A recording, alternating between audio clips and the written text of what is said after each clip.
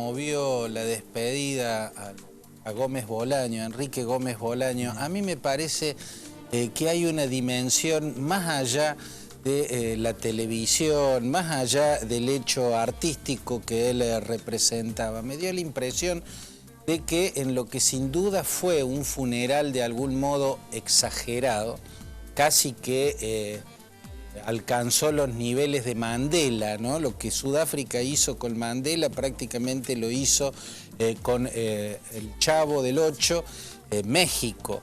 Y creo que esa exageración es reveladora. Yo tenía la impresión al estar viendo las imágenes de esa inmensa despedida, en muchos aspectos exagerada, la imagen de un país que necesitaba mostrarse a sí mismo y mostrarle al mundo que no es solamente masacres, mafias, matanzas de todo tipo, decapitaciones, guerras cruzadas y corrupción. Creo que México atraviesa un momento tan difícil de su historia, una historia que siempre estuvo signada por la violencia, desde principios del siglo XX, la revolución agrarista, la cantidad de presidentes que fueron asesinados luego de la caída de la dictadura de Porfirio Díaz, lo que se vivió con el PRI, la masacre de Tlatelolco en el 68 y después siempre una cadena de masacres,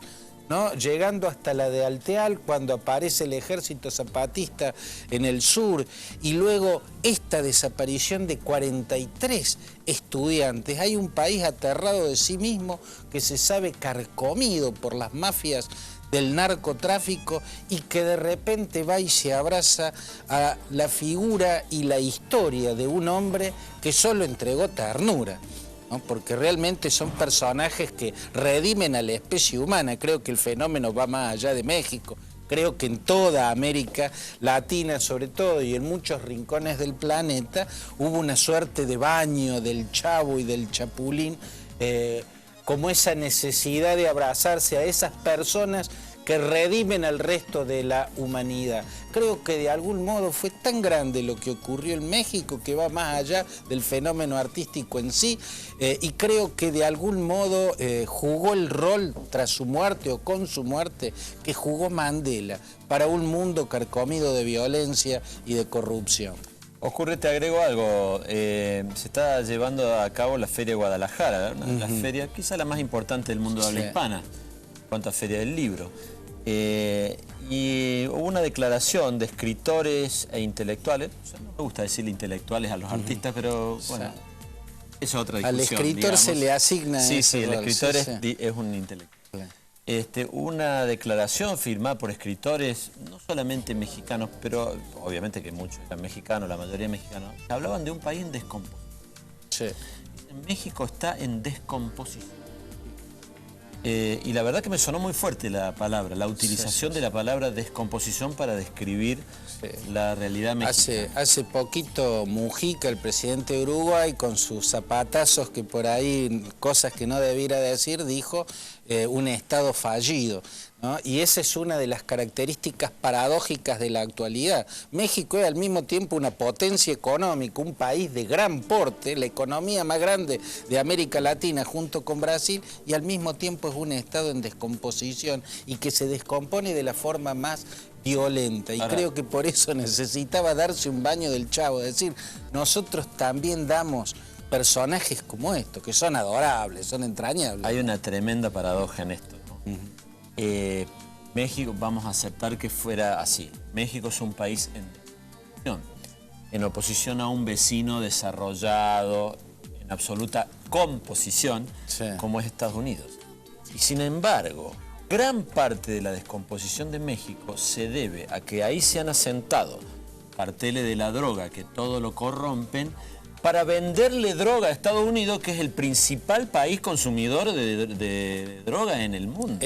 Sí, por lo menos seguro en el área. También exportan a Europa los cárteles de México. También. Y el fenómeno de México, la mexicanización del narcotráfico, tuvo que ver con el triunfo del Estado contra los grandes cárteles en Colombia.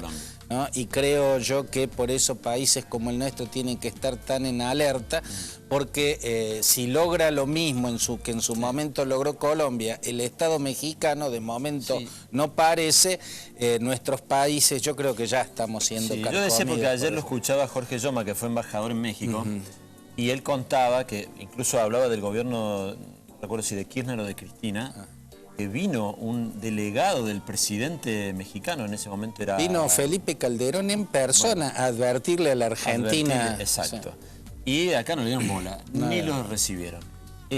Pero el mismo Jorge Yoma decía que es difícil que Argentina se convierta en México porque no tienen Estados Unidos al lado. No tiene Estados Unidos al lado. Y la gran mayoría de la droga va a parar a Estados Unidos, que son los que consumen. Yo lo que me planteo es de la paradoja de que un país democrático con las reglas de país progresista, de un país de avanzada, de un país evolucionado, sea el que a través del consumo de droga esté corrompiendo al país de al lado, digamos. Y porque además siempre peleó mal contra la droga, siempre exportó la guerra a los países productores en vez de librarla dentro de sí mismo. Porque hay productor porque hay quien lo consume. Por supuesto. Si nadie consumiera droga, nadie la produciría. Por supuesto. Yo creo que a esta altura el nivel de consumo en toda América y en todo el mundo, o sea, ya no es un fenómeno o un problema norteamericano.